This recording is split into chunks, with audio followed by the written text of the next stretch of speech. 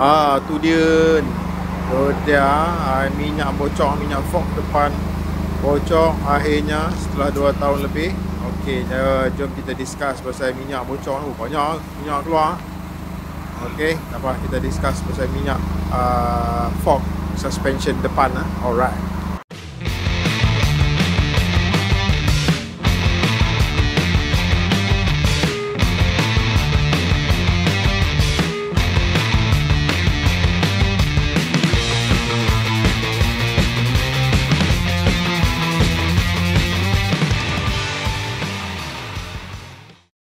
Assalamualaikum dan halo geng. Salam satu bikers kembali ke channel Makan Motor dan Touring Nuar TV. Seperti biasa, channel aku ni untuk memujuk abang-abang yang di luar sana yang nak berkecimpung dalam motosikal, khususnya touring.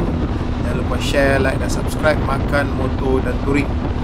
Baiklah, kali ni aku berada di route nombor 54 ke hijau ni, hijau route 54 ni dia daripada atas daripada Kepung mengalah ke Sungai Buloh dan terus mengalah ke Bukit Rotan dan Kuala Selangor dan route ni pun ada jalan highway ke Lata. Kita boleh guna jalan Lata daripada Rawang bypass tu, terus saja dapat. Dan di sini ada macam-macam ada ni kampung bakar western apa lagi cafe Bonda pun ada kat sini jadi boleh aku on the way ke tempat special sikit hari ni. Tapi sebelum tu aku nak cerita sikit lah tadi pasal suspension Dan di sini route nombor 54 ni, di hijau ni, ada satu kafe yang agak famous di kalangan, agak masyhur famous di kalangan bikers Bocah Hijau Cafe ni dia sini. Pergi kot Bocah Hijau Cafe. Sini banyak bikers datang lepak-lepak. Hari ni hari raya keempat Raya keempat tutup lah. Saja aku ronda. Kita nak sembang sikit pasal suspension, pasal fog depan. Tengok off-road sikit jalan dia. Sila kafe dia ni okey tapi kali ni bukan aku nak review kafe ni. Berhadapan dengan jalan dekat depan kafe ni, Bocah Hijau ni, ada kolam pancing udang Mile 7 nama dia, Batu 7 Mile 7 kolam pancing udang. Betul-betul di depan ni, jalan ni bertentangan So aku buat U-turn dulu kat depan ni okey. Right. Ni aku dah U-turn dah. Okey, masuk kiri kiri jalan ni. Dan di sini kolam ni, kolam pancing udang 24 jam Tengok buka tak buka. Tapi buka. Tadi aku nak call dia punya owner, Cik Zuhairi. Dia kata okey buka. Dia baru lepas udang semalam, raya ketiga. So hari ni kita nak pergi tengok sikit lah. So nanti terus je. Tadi masuk kiri, ni masuk kanan. Mana simpang dia, ada signboard tak, penuh dengan perumahan lah kat sini kampung. Jalan pun nyaman sini, suasana kampung. Hari raya keempat. Tu dia kolam pancing Mile 7. Masuk sini. Break sikit. Okey, jom kita masuk sini. Dan sini hijau ni perkampungan, banyak kelapa sawit dan dia pendapatan orang Melayu Jawa, Jawa Selangor. Sini banyak kelapa sawit lah. Nyaman dan tenteram. Jalan cantik tepi kelapa sawit. Kita cari aku tak berapa pasti jalan ni ke mana ni, tapi kita tengok lah. Okey, jalan lagi masuk. Raya keempat agak tak berapa ada orang, nak balik dah kot. Raya pertama sure banyak orang ni. Okey, rumah-rumah di sini. Nak kolam pancing. Silap ni. Alah, kena buat U-turn. Tadi kat belakang tu aku dah terlepas simpang U-turn tu motor ni kena ni sikit lah, tajam. U-turn ni kena hati-hati sikit motor berat Babah tu tak ada siapa nak tolong. Okey, jalan slow sikit. Aku terlepas simpang balik ni, aku dah U-turn balik. Mana jalan ni? Kat sini kot. Ya, masuk sini. Kolam pancing udang hijau. Alright. Baik Mile 7. macam rokok Jepun tapi Mile 7, bukan Mile 7. Okey, suasana tenang sini ya. Ni pun satu tempat rekreasi lah, pancing udang.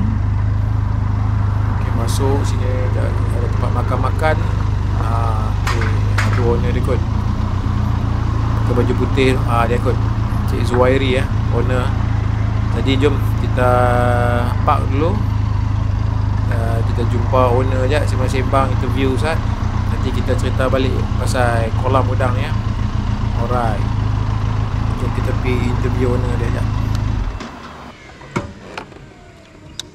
Okey, baiklah, tadi aku dah interview owner dia, Encik Zuhairi. Terima kasih, semua baik orangnya.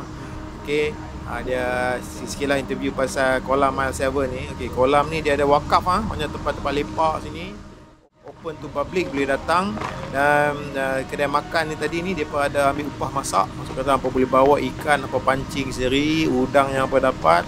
Upah masak mengikut kilo lah, untuk kilo. Ada tukang masak dan kolam ni dibuka 24 jam Dan kolam ni di antara kolam pancing udang yang termurah di Malaysia aku RM30 2 jam tu, tak salah aku. Joran disediakan, package family pun disediakan. Tempat ni memang tenang lah. Ada surau, ada tempat makan kat sini, minum air, teh tarik, apa semua yang patut lah. Dan umpan yang dipakai, yang dijual di sini adalah umpun dia jual berapa tau, RM10 satu baldi tu kot. Dan di sini juga tidak dibenarkan pakai umpan anak ikan sebab apa tadi owner tu cakap kat aku, anak ikan ni nanti takut dia membiak di dalam kolam tu dan dia kacau umpan. Dia satu niat yang murni juga menyusahkan pemancing juga kalau anak ikan ni banyak. Jadi hampa boleh pakai umpun-umpun, boleh pakai hati ataupun jantung jantung ayam. Jantung tu lagi keras daripada hati tu cukup hancur. Umpun-umpun lah, boleh layan kat sini jenggo.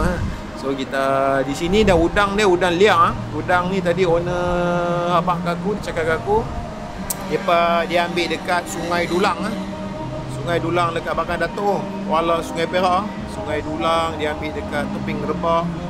Kadang-kadang kalau stok tak cukup, dia pergi naik sampai ke Teluk Anson, Teluk Intan, Batak Rabit Batak Rabit. Dia ambil udang liar, datang sini dia lepas dalam kolam ni. Jadi udang-udang yang ada di sini udang liar.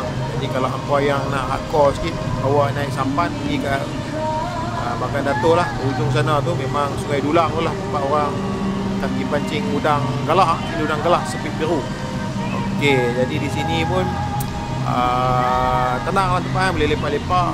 Dan lagi kita nak sembang pasal fork dan suspension topik kita hari ni, fork dan suspension. Sampai tu kita tunjuk tempat rekreasi. Dan dekat sini pun ada banyak homestay homestay yang tadi yang direkomend dekat owner tu adalah di Orchid Homestay. Kat sini ada swimming pool lah, tempat pun bagus. Nanti kalau bila kita datang, apa boleh bawa family. Dan tak jauh jalan sini Route 54 ni kalau apa nak ke KL taklah jauh sangat taklah jauh, boleh lah apa boleh pergi ke Damansara, IKEA Sini adalah Sungai Buloh dekat. Dan ada jalan Lata, jalan lebuh raya Lata baru tu. Lagi laju lah apa boleh sampai ke sana, Rawang dan sebagainya. Jadi kurang lah sikit, murah lah sikit daripada nak sewa KL punya hotel tu boleh datang sini rekreasi. Alright, okey, jom kita sembang pasal fork dan suspension lah. Hari pun macam nak hujan ni. Jom kita lepak bawah wakaf ni, kita sembang sikit pasal fork dengan suspension. Seperti yang apa tengok tadi fork minyak fork aku bocor. So setelah 2 tahun 6 bulan 7 bulan aku pakai TRK ni tak ada masalah.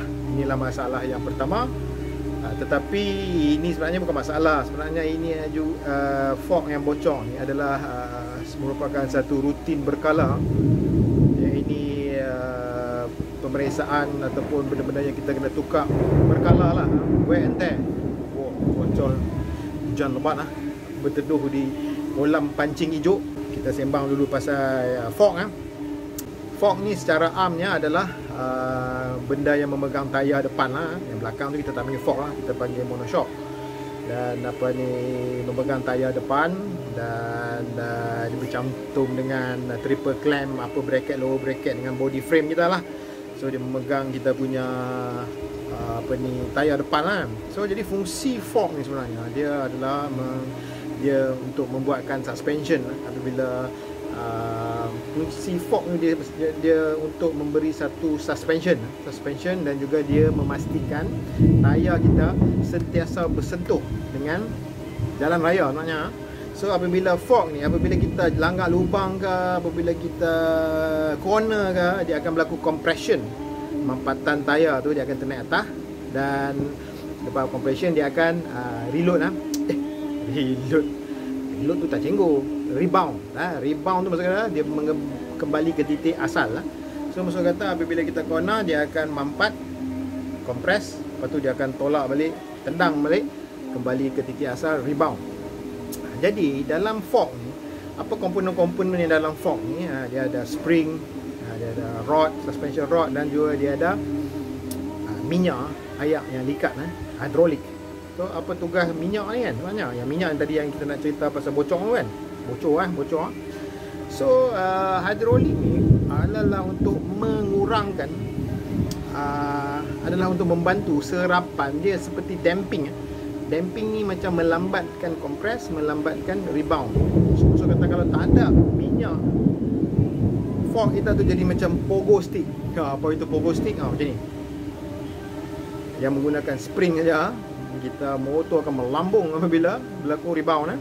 So maksud kata minyak, kenikatan minyak di dalam tu memberi damping ataupun serapan, melambatkan compression dan melambatkan rebound.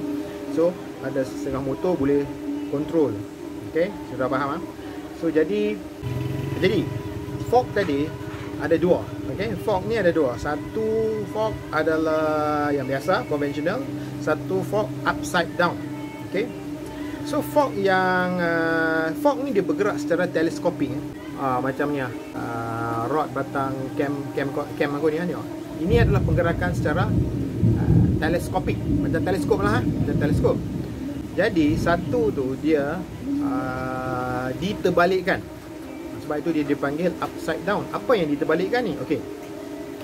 Secara luarannya fork ni dia ada slider yang dipanggil betina, dan juga jantan yang bawah tu lah. So yang duk cucuk betina tu adalah jantan lah.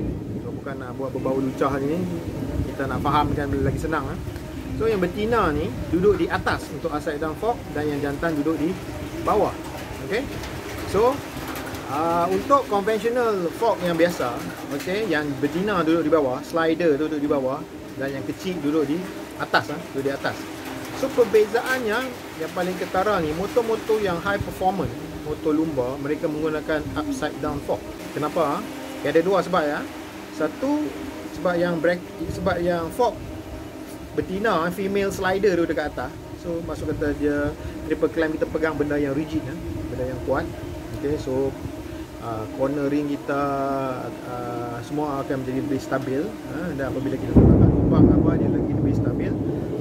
Dan juga yang nombor dua, disebabkan oleh yang slide kaki kecil tu di bawah, dia mengurangkan unsprung mass. Unsprung mass ni macam kata kaki dia jadi lagi kecil, dia cepat bertindak balas, dia cepat react, sebab unsprung mass dia tu seperti kaki kijang atau rusa. So maksud kata dia react lagi cepat untuk upside down fork ni, sebab unsprung mass bawah tu dia ada lagi kecil, dia lagi kecil, ibarat kaki kijang. So dia untuk yang performance ni, bila nak corner, untuk upside down fork ni, tayar tu dia akan compress naik. Okey.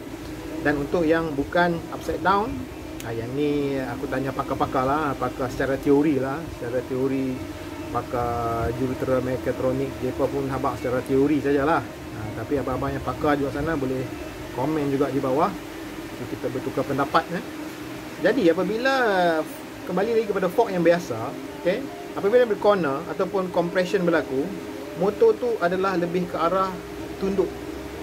Yang tadi untuk fork upside down, dia punya tu naik kan, dia punya tayar akan ternaik. Yang ni lebih kepada, kalau yang biasa dia akan menunduk, okey. motor punya aksis, garis horizontal, garis mendatar motor tu akan menunduk sedikit. So maksud kata bila corner tu, kalau upside down fork, tayar yang naik kalau yang fork yang biasa dia akan menunduk. Okey, hujan pun dah lebat gila. Okey, jadi itu perbezaannya upside down fork dengan normal conventional fork yang dipanggil teleskopik. Dalam bahasa bikers ni, conventional fork ni dipanggil teleskopik. Sebenarnya USD ataupun upside down fork tu pun teleskopik sebenarnya, cuma dia terbalikkan. Tapi sebab bahasa bikers, teleskopik tu fork tu maksud kata fork yang biasa, betina di bawah, jantan di atas bagi senang faham. Okey, itulah dia. Dan TRK 502X ni dia pakai upside down fork. Kita tahu okey lah kan. Reaction dia punya tempat tidak balas, kuat, rigid dia punya fork ke depan tu kan. Corner pun best kan. Tetapi ada tetapi upside down fork ni yang tak best apa yang jadi pada aku itu adalah dia bocor. Okey, dia bocor Sebab apa? Dia bocor dia lebih agresif kata, sebab dia kedudukan female slider tu dekat atas kan.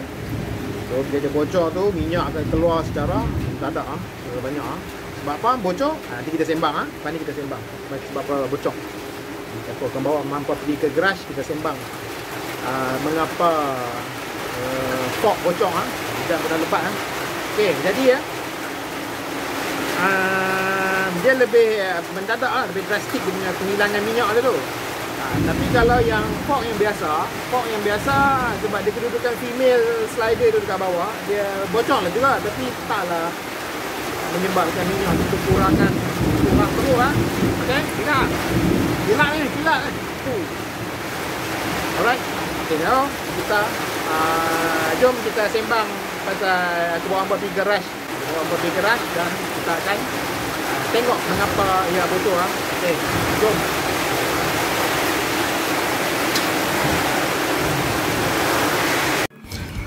Baiklah, aku berada di anak rantau garage. Aku nak tukar minyak fork sebab bocor. Yang motor aku dimasukkan di dalam garage. Baiklah, kita mula tengok apa sebabnya. Mari kita kongsi bersama.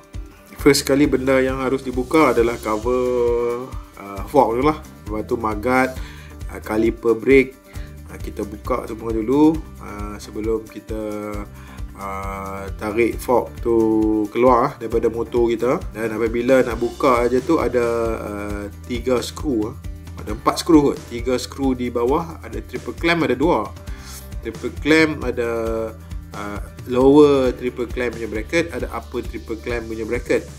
Jadi kita nak buka tu, bawah tu ada 3 skru, atas tu ada 1 skru. Kita buka total semua ada 4 skru.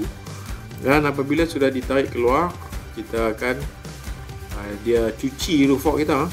Cuci fork bagi bersih cuci dengan sabun, lepas tu bilas dengan air. Okey, lap elok supaya tidak ada habuk-habuk yang bakal melekat.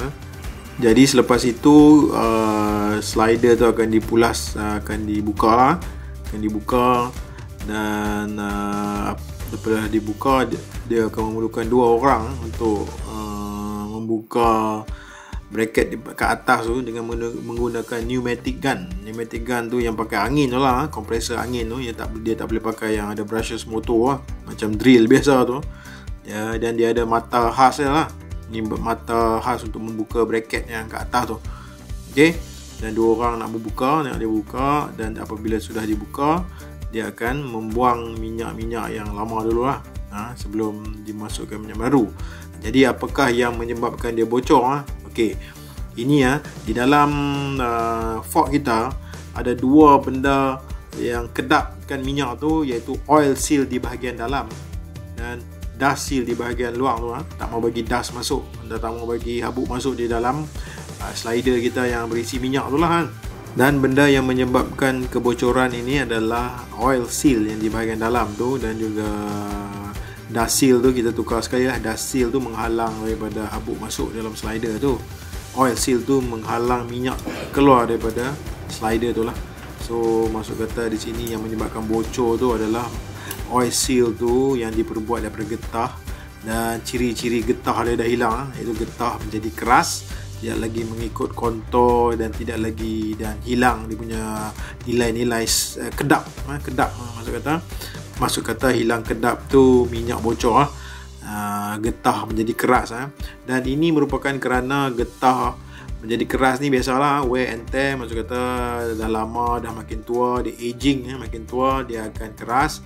Ataupun kalau kita jarang ride, tenaga kinetik tidak berlaku seperti aku review yang sudah-sudah tu, dia juga boleh menyebabkan bocor, getah tu dah keras. Atau mungkin juga benda sing masuk, batu-batu masuk merosakkan getah, itu pun mungkin ya. So mungkin ada ketiga kebarangkalian lah. Jadi benda ni lah sebenarnya yang menjadi dalang yang kena tukar, oil seal dan juga dust seal ni lah. Dan jumlah kos penukaran satu yang belah kiri aku ni adalah 160 termasuk dust seal, termasuk mengisi minyak. Minyak hanya memakai 650 ml tapi kena terpaksa belilah 1 liter botol terus RM160 sebelah saja. Tapi aku menukar dua-dua belah kerana aku rasa, aku macam dapat rasa fork aku yang sebelah lagi pun akan bocor. Jadi kita jimat masa, kita terus tukar. Ada boleh juga technician pemain ni kata boleh tukar sebelah, tapi macam tak apa nak balance lah. Kita pun tak tahu berapa banyak minyak yang tinggal di dalamnya.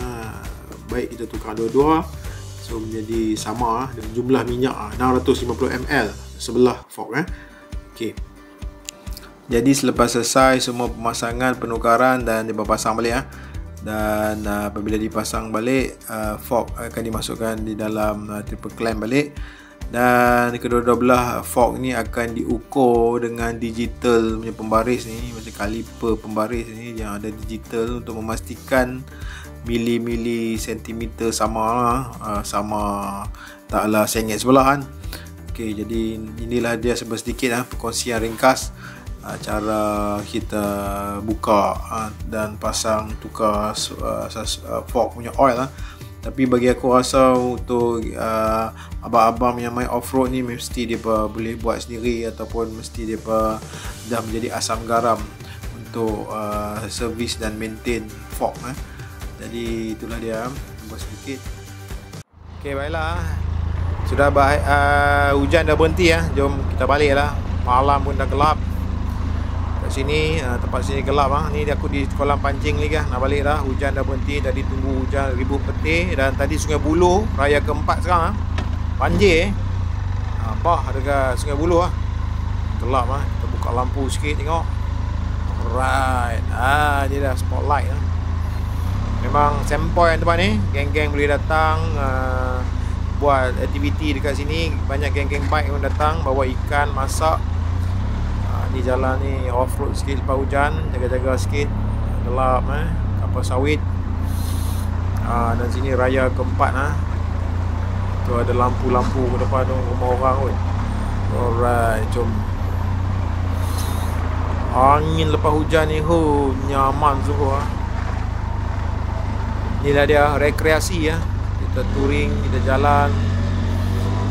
Janji dekat-dekat pun tak apa, janji happy janji happy. Kita keluar dari rutin harian. Ada cemui dah makan rendang ni, kita makan sup-sup ke apa. Jadi aku nak, cantik ni rumah dia. Banyak lampu-lampu hari raya.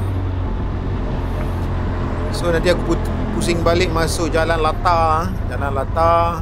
Dan baiklah, tadi aku terlena sebenarnya kat wakaf itu. Best. Tak pancing more ini aku tak pancing udang ini.